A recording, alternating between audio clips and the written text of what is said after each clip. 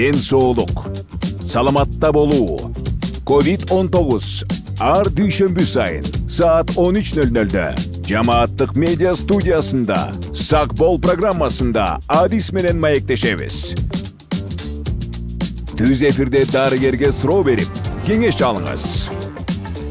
Бизге Facebook, YouTube'дагы жамааттык медиа баракчалары аркылуу кошулуңуз. Ошондой эле аймактардагы жамааттык медиа радиолорунан угуңуз.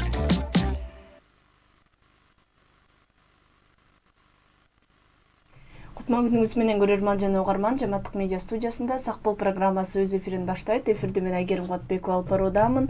Жүрөк адамдын жашоосунун кыймылдаткыч күчү, ден соолугунун күзгүсү. Аны сактоо, ага кам көрүү узак жана сапаттуу өмүрдүн негизги шарты болуп эсептелет. Бүгүнкү эфирде биз жүрөк саламаттыгынын жашоонун негизги байлыгы деген темада талкуулайбыз. Ал үчүн студияга үй бүлөлүк дарыгер Жыргал Соодаеваны чакырганбыз.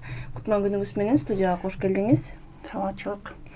Алгач ошо жүрөк кан тамыр оорулары эмне үчүн көбөйүп жатат, анан негизи эле Кыргызстанда бул оору боюнча абал кандай экенине токтоло кетсеңиз. Саламатсыздарбы угармандар. Жүрөк кан тамыр системасы бул адамдын эң негизги органы болуп саналат.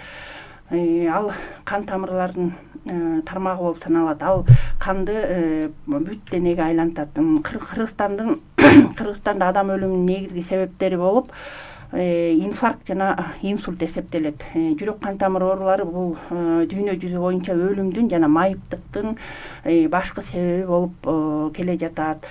Инфаркт жана инсульт жыл сайын жашарууда. Азыр жаш өтүп калган элдер гана оорубастан бул биздин практикада бир 30 жаш, 20 жаштагы жаш пациенттер да көбөйүүдө бул оорулардын арасында. Бул кан тамыр оорусуна эң биринчи алып келген себептердин бири бул медицинада атеросклероз деп аталат. Бул атеросклероз деген эмне? Бул тамырлардын капталында көп жылдардан бери жыйналып келген май менен кальцийдин кошундусунун катмарлары. Бул тамырларды буга кам көрүп алдын ала дарылабаса, тамырлар кууш жана катуу кылып, натыйжада кан тамырлардын бүтөлүп калуусуна алып келет. Эгерде жүрөк тушундагы кан тамыр бүтөлүп калса, адам инфаркт оорусуна кабылат. Эгерде мээ кан тамырлары бүтөлүп калса, анда адам инсультка кабылат.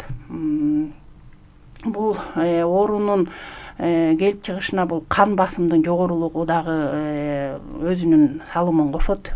Ошон үчүн ар бир адам өзүнүн кан салмагын дайыма көзөмөлдөп туруусу зарыл. Негизи ошо бул жүрөктүн жана иштен чыгып же начарлашуусуна сиз айткандай бул кан айлануу системасы жакшы жүрбөй калганда аларга кандайдыр бир май, кальций деп айтып атасыз, Булар эмнеден улам кантип пайда болот? Адамдын мисалы кайсы кыймыл аракети же ошол туура эмес тамактануу, кайсы факторлор бул кесепеттерге алып келип атат? Бул тамактануу эң биринчи ушул себеби бул тамактануу, стресс. Бул, например, кан басымдын жогорулашы, например, күнүгө бул оорулардын алдын алыш үчүн бул күнүгө дайыма көнүгүү жасап туруу зарыл. Минимум где-то бир 30 минутта гимнастика жасаш керек. Жөө жүрүү, мунун ичине сууга сүзүү, атайын дарылоочу гимнастика, бийлөөнүн ар бир куракка өзүнүн ыкмалары бар. Ошолор менен дайыма ушундай нерселер жасаса, бул алдын алат деп ойлойм. Бул стресстик абалдагы аябай көп таасир берет. Бул ар бир адам өзүнүн стресстик абалга туруштук берүүнү үйрөнүш керек. Ар бир адамдын бул уйкусу дагы аябай көп мааниге ээ. Толук кандуу адам негизинен 8-9 саат укташ керек. Уйкусун оңдош керек. бул спирт ичимдиктеринен алыс болуш керек, тамеки чегүүдөн баш тартыш керек. Мисалга алып келсек, бул тамеки чеккендердин арасында тамеки чекпегендерге караганда 3 эсе бул оорунун мындай көбөйүшүнө алып келген тамеки чеккендиктен пайда болот. Дагы бир мындан бир себеби бул ашыкча салмак. Азыркы жашоодо адамдар көбүнчөсү гиподинамия деп коет, отуруп иштөө, көп баспоо, ушунун баары жана өйдө айтып кеткендей атеросклерозго алып келет. Ошол атеросклерозтун анан жана инфаркт, инсультка чалдыгып аткандар ушундан. Бул ашыкча салмактын алдын алуу жолдору эмнеде? Ал күнүгө өзүнүн рационун эсептеп, жашылча жемиштерди көп же, буурчак, ушундай азыркы заманда баары эле бар да. Ошондой өзүнүн бир рационун түзүп, өзүнүн салмагына көз салуу. Дагы бирден бир себептери бул туздуу нерсени көп ичүү, тузду азайтуу керек. Тузду, например, 4-5 грамм гана суткасына тузду колдонуш керек. Ал эмне менен кирет? Нан жесе дагы, суюктук, сорпо же ар кандай бир нерселерге туз кошулса, ошону дагы эсептеш керек. Бул туздуу нерсе организмдеги суюктукту кармайт дагы, ал кан басымын көбөйтөт. Кан басымын көбөйгөн менен анан жанагындай оорулар пайда болот. Жана стресс боюнча да айтып жатасыз. Стресс кантип жүрөккө таасирин тийгизет? Бул стрессти адамда эме кылат. Адам любой эмоциональный факторда бул сүйүнүп кетсе же катуу кайгырса, бул кан басымдын жогорулап кетишине өбөлгө түзөт бул стресс. Ошо кан басымы постоянно өйдө болуп, ылдый болуп, ушундай скачка болуп жүргөндө бул сосудтардын бузулушуна алып келет. Бул кан тамыр оору болуп аткандан кийин, бул тамырлар бузулгандан кийин жүрөк системасын бул кошо бузат. Ошо кан басым боюнча дагы белгилеп айтып атасыз. Кан басымдын деле жогорулап кетишине дагы кандай факторлор, көп факторлор таасирин тийгизсе керек? Кан басымдын бул жогорулап кетишине да бул жана айтып өттүм өткөндө, анан ачуу, туздуу, майлуу тамактарда действие берет бул кан басымга. Кандын курамындагы холестериндин көбөйүшүн, анан канттын көбөйүшү дагы бул давленияга алып келет. Ар бир адам өзүнүн ден соолугуна кам көрүп, жылына хотя бы бир жолдон медициналык көзөмөлдөн өтүп турушу керек. Поликлиникаларга барып, жылына бирден холестериндин өзүнүн канын тапшырып, өзүнүн холестерин нормасын билиш керек. Нормада холестерин 6-1 микромоль на литрге турат. Канттын составы 6-1, а холестериндики 5 болушу керек. Кандын составында ошол норма менен жүрүш керек. Көбүнчө жашы өтүп калган адамдар жылына хотя бы 2 жолдон врачтын көзөмөлүнөн өтүү керек. Ошо кан басым жогорулап жатканын адамдай өлчөгүч аппараттан сырткары өзү байкай алабы? Байкай алат. Бардык учурда эле. Ал кан басымы жогорулаганда адам өзү башы айланат, кускусу келет, башы катуу ооруйт, көзүндө мелькание мушек перед глазами деп коет, көзүндө мындай чымын учуп неметип аткансып жаман болот. Кээ бирде адам эс учун да жоготуп коет мындай убакта башын катуу ооруганынан. Дайыма ошо кээ бир адамдар азыр жашоодо жөн эле башым ооруп атат, погодага же болбосо жакшы уктабай калдым деп деле жүрө берет. Көп учурда ошо биринчи жолу көп жыл бою башым ооруп жүрө бердим деп бир 4-5 жыл өткөндөн кийин деле келген бейтаптар бар бизге. Ченесек давлениясы аябай бийик, уже давление бийик болгондо бул деген жалгыз эле жүрөк кан тамыр ооруларын, тамыр деген бүт организмде болгондуктан бул көздү бузат, көздүн көрүүсүн начарлатат. Эң биринчиси бөйрөктүккө кеткен сосудтарды бузат, жүрөктүн өзүнүн иштешин бузат, кан тамырларды бузат. Буну кыргызда бул мындай ласковое убийство деп коет бул гипертонияны. Бул билинбей такырын жүрө берип анан уже такыр болбой калганда анан билине баштайт. Ошол дайыма эле мындай менин кан басымым жогору деп айтып жүргөн адамдарды көп угабыз да. Булар өзүнүкүн ошо кан басымы жогору экенин билишет да. Негизи мындай адамдар өзүн кантип алып жүрүш керек? Эң алгачкы учурда эмне кылыш керек же ошо мындай дайыма буларга мүнөздүү бир жашоо образы барбы? Бул негизи бул ошо кан басымы жогору адамдар өздөрү тамагын тууралаш керек. Жана жогоруда айтып кеткендей тамактануусун көзөмөлгө алыш керек. Дайыма биринчи скорый келгенчекти дарылар болот. Ошону дайыма жанына сала жүрүш керек. Например, каптоприл деген дары бар. Постоянно жанына салып жүрүш керек. Ал кайдан качан давлениясы көтөрүлөт билбейт. Азыр биздин элдер кандай бир күнү мындай жазып бересиң дарыны, ичиңиз кан басымыңыз жогору деп аябай түшүндүрсөң деле чыгат дагы ошо коробкасы төгөнгөндөн кийин ичпей коет ал дарыны. Эмнеге ичпей коет? Бүттү, менин давлениям жакшы болуп калды. Ичпейм деп ошо ойдон ичпей таштап салышат. Анан кайра бир стрессовый ситуацияга кабылат, же тамактанганы туура эмес болот, же климатический условия дагы действовать этет. Высокогорье дагы кан басымды өтө жогорулатат. Например, нарын же болбосо мындай высокогорьяларга барганда кан басымы көбөйөт. Ал убактардын баарын эске алышпайт булар. Ошон үчүн врачтын жазган дарыларын дайыма ичиш керек. Кандын составында хоть кичинекей миллиграмм ошо канды кан басымын төмөндөтө турган дары суткасына айланып туруш керек. Бул бир жолу кан басымы көтөрүлгөн адамдын бул өмүр бою гипертоник болуп калат. Жана ошол сиз айтып аткан бул дарыны демек дайыма ичиш керек. Дайыма ичиш керек. Бул дайыма ичиш керек. Өмүр бою ичиш керек. Как нандай жеш керек бул дарыны. Нан катары колдонуп, эртең менен турдуңбу бир таблетка. Азыр баягы советтер времясындагыдай бир таблетканы 3 маал ич же болбосо 4 маал ич деген заман эмес. Азыр деген илим өнүккөн, баары өнүгүп атат. Дарылар бар, ичи 3 дары бир таблетированный дарыга эметет. Ошону эртең менен бир маал ичип коет, бүттү. Суткасына кайра эртең мененке чейин ошол дары иштейт жакшынакай. Ал түштө да ичпейт, кечинде да ичпейт, унутуп калыптырмын да дебейт. Бир эле маал өзүнүн ден соолугуна кам көрүп, бир маал ичип койсо, ошол суткасына иштеген жакшынакай дарылар бар. Ошолорду колдонуш керек. Бүгүн биз сөз кылып аткан бейтаптарга ошо дарыны айтып калбадыңызбы?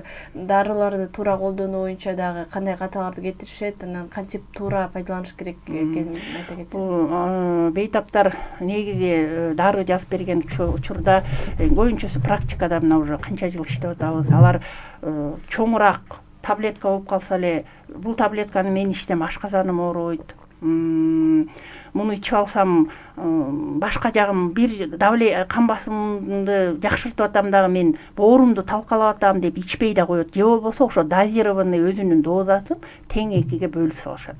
Бөлүп алып, болду мага жарымы жетет, мен ашказаным оорутат, же болбосо мен кичине бир мындай боорума кичине жеңилдик берем дегендей ойдо болушат бейтаптар. Анысы туура эмес.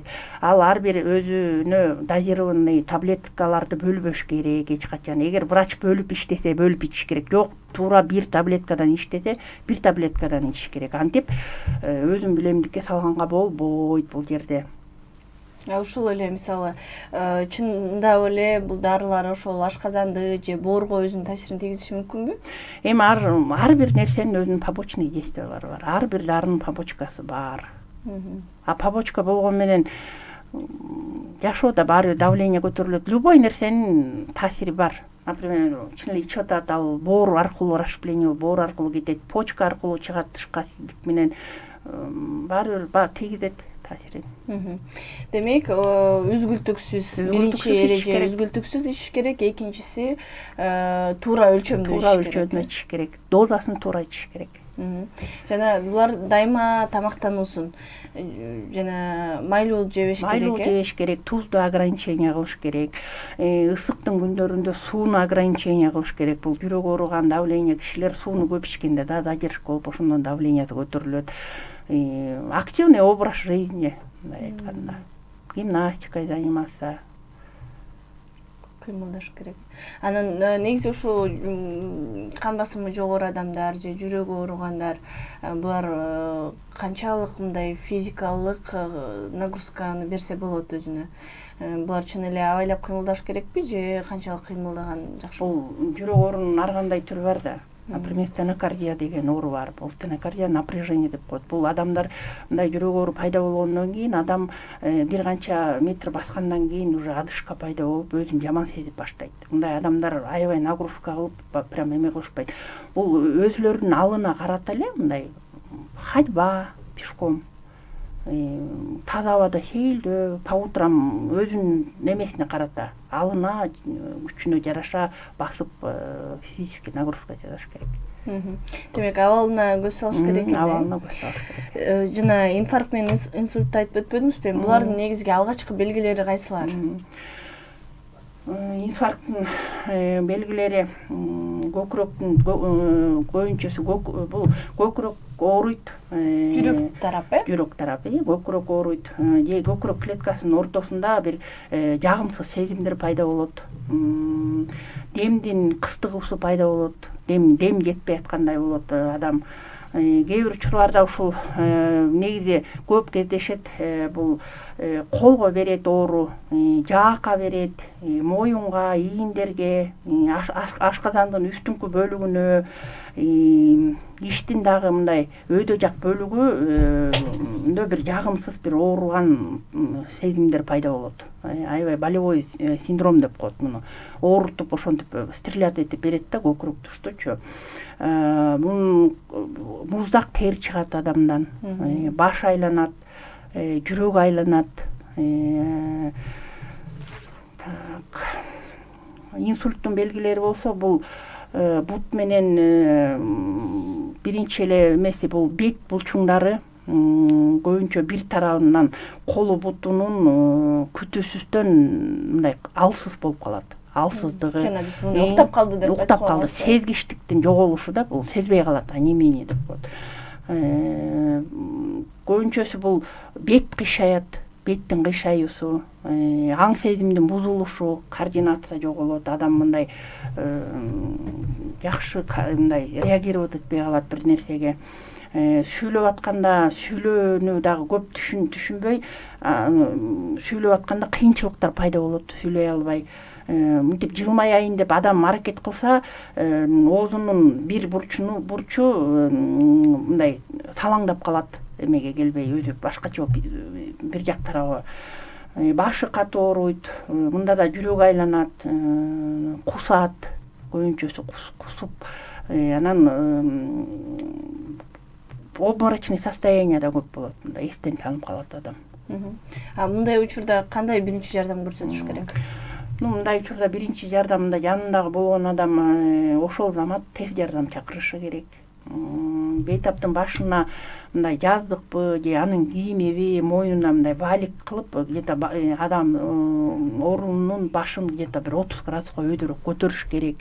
Доступ кислорода эшик терезени ачып, ага абанын келишин эме кылыш керек. Таза абанын келишин камсыздоо керек. Если көйнөк же бир нерсе же галстук кийип турса, көйнөктүн топчусун чечип, галстуктарын чечип, адамды мындай меден бошотуш керек. Эгерде кусуу башталса, горизонтально жаткан адамды мынтип башын бир жак тарапка кыйшайтып коюу керек. Себеби кусунду дыхательный путька кетип калат. Бул эң негизгиси бул жардам канчалык эрте көрсөтүлсө, кийинки калыбында келүү да ошончолук көп мүмкүнчүлүккө ээ болот. Бул белгилердин пайда болушунда, пайда болгон учурдан баштап биринчи 3-4 саат берилген жардам бул кийинки бейтаптын өзүнүн бутуна туруп кетишине аябай чоң салымын кошот. Ошон үчүн эң биринчи тез жардам чакырып, ошондой иштерди жасаш керек. Жана статистиканы айтып атканда, бул бир гана мурдакыдай улгайган адамдар эмес, жаштар арасында деле 20-30 жаштардагы деле бейтаптар болуп калат деп айтып жатпайсызбы? Жаштар арасында көбөйгөндүн себеби өзгөчө бир буларга эле мүнөздүү себептер барбы? Бул азыр жаштардын арасында, например, 25 жаш, 30 жаш, 35 жаш деле инфарктты угуп жүрөбүз да. Вот инфаркт болуптур, инсульт болуптур деп. Мунун себеби мен өзүмдүн оюм боюнча биздин экологиябыз чоң таасирин тийгизип атат деп ойлойм.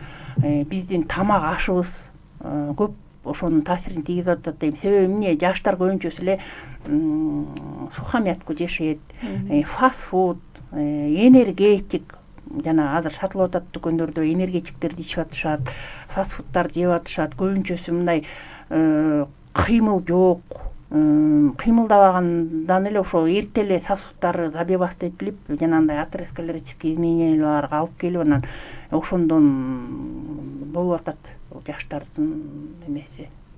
Жаштар арасында көбөйүүсү ушул оорунун. Анан бул негизи көп оорулар эле мындай узак убакыттан бери ошол жашоо образын кармангандан, анан өзүнүн белгилерин берип баштайт го, мындай дароо эмес деген да. Бул кайсыл, демек булар мектеп учурундан бери ушундай жашоо образын карманып жүрүшкөн болобу? 20 жашта эгер бул ооруга чалдыгып калып атса. Жок, Канчалык тез бул мындай белгисин берип баштайт? Бул тез белгисин алуу кандай Кесепетичи?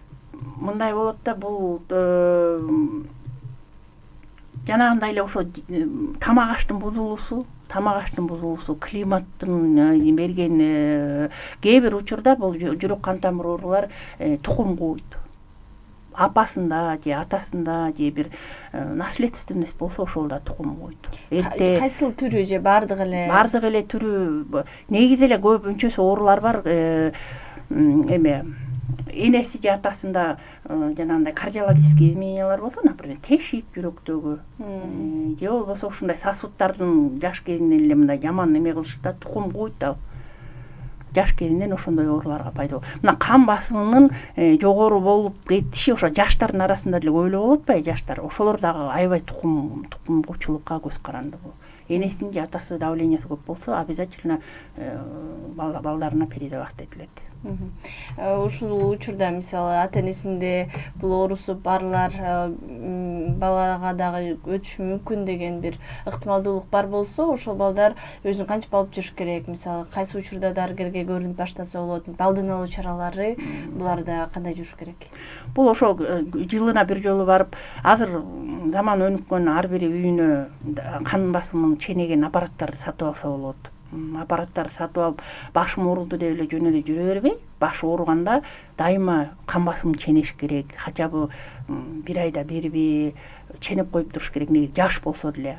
Жаштар ойлошот, биз жашпыз, эмне бизде кан басым, кайдагы кан басым, биздин жүрөгүбүз жакшы деген ойго келишет негизи. Көп учурда уже өтүшүп кетип эме болгондон кийин анан билинип калат. Биздин негизи поликлиника арасында ошондой акциялар жүргүзүп турат. Бир жактарга чыгып, бир көп элдердин арасында кан басым ченейбиз, жаштардын эмесин ошентип выявляемость да болот да ушундай эмеде. Көбүнчөсү жаштарда ошондой кан басым жогору болуп, случайно биз ченеп аткан убакта билесиңби жок, билбейм, башың ооруйбу, андасанда да ооруйт башым, эмне ичесиң, цитрамон ичем, жүрө берем деген случайлар көп болот. Ошон үчүн дайым хотя бы бир жылда бир жолу көзөмөлдөн өтүп, общий анализ тапшырып, жана холестерин, сахар, кровь, анан кан басымын ченетип туруш керек, жаш болсо дагы. Ушул кан басымдагы кайсы учурда норма же мындай жогорулап кетти, түшүп кетти дегенди кантип аныктаса болот? Бизде мындай адамдарга жараша дагы бул деп коет. Бул адамдарга жараша да, например, кээ бир адам 90-60 давление менен жүрөт. Бул низковатый давление, бирок жакшы сез, жакшы жүрөт. Ал өмүр бою турукташкан давлениясы. Кээ бир адамдыкы 120. Негизи нормальный давление 120-га 80 болуп эсептелет. Это стабильный, жакшы давление. Кээ бир адамдыкы 130-тан баштап эле уже башы ооруп, уже кан басымы жогорулаган, уже жаман сезип баштайт да, кээ бирөө 200 менен 110 менен жүрө берген адамдар бар. Ошондой пациенттер бар. 200-110 менен жүрөт, бирок нормально жүрөт. Аныкын кичине түшүрөйүн деп аракет кылып минтип немесең, бир 160ка түшсө уже голова кружение болуп жаман болот. Потому что ал уже ошол 200 менен канча жылдар бою жакшынакай белгилери кээде белги бербей калат, кээде бул давлениеда башты оорутпайт, эчтеке кылбайт. Ошондой давление менен жүрүп көнүп калган, анан кичине дары берип түшүргөндө ал башын оорутуп, кускусун келтирип, көңүлүн айлантып жаман кылган учурлар да болот. Ар кимдин өзүнүн көзөм врачка барганда ченетип жакшы турган состояние, ушу давлением экен деп билип алыш керек. Ар кандай болот. 120-80, 130, 90-60. Демек адамда өзүн мынтип алсырап же баш ооруп ошону сезбесе, алар жок болсо, демек ушул кан басым ага мындай норма деп эле эсептей берсе болот, Норма деп эсептей берсе болот. Демек кан басымдын дайыма бир турукташтырып, нормада кармаш үчүн бул жака деле жана сергек жашоо образы, туура тамактануу, ушул эрежелер эле кирет. Жалпы неме боюнча эми жүрөккө бир пайдалуу жана зыяндуу азыктар деп эң негизги кайсыларды атайсыз? Бул жүрөккө пайдалуу азыктар бул петрушка эсептелет. Петрушканын езип туруп 1 чай кашык согу ошол давленияны түшүргөнгө жардам берет. Помидор обычный эле жеген. Бул мында помидордун составында магний көп. Бул магнийдинге бай помидор. Ошо помидор жеп туруш керек. Сары өрүк бул кальцийдин булагы болуп эсептелет. Капуста обыкновенный. Бул капуста бул кан системасын тазалайт. Бунда деген эң витамин С аябай көп бул капустада. Бул чеснок обычный сарымсак, ошону 1-2 данадан күнүнө жеп турса, бул жана кан тамырдын катуу болуп кетишинин алдын алат, мындай жесткий болуп кетишинин алдын алат.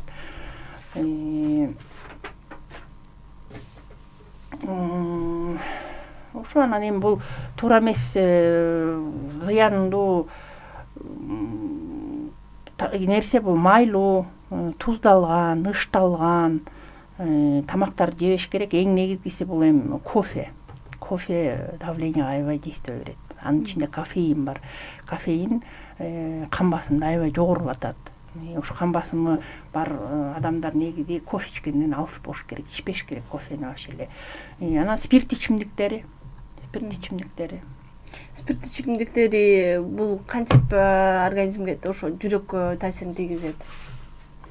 Бул спирт ичимдиктери бул организмде негизи спирт ичимдиктерин ичкенде неме болот? Спирт ичимдигинде спирттин составы көп болгондо бул адамдын мээсинин иштешине жана кан тамырдын иштешине аябай көп зыянын тийгизет. Бул убактысында спирт ичимдигин ичкенде бул мээдеги серотонин жогорулайт дагы, адамдын мындай маанайды жакшы маанай тартуулоочу гормонду жайылтат.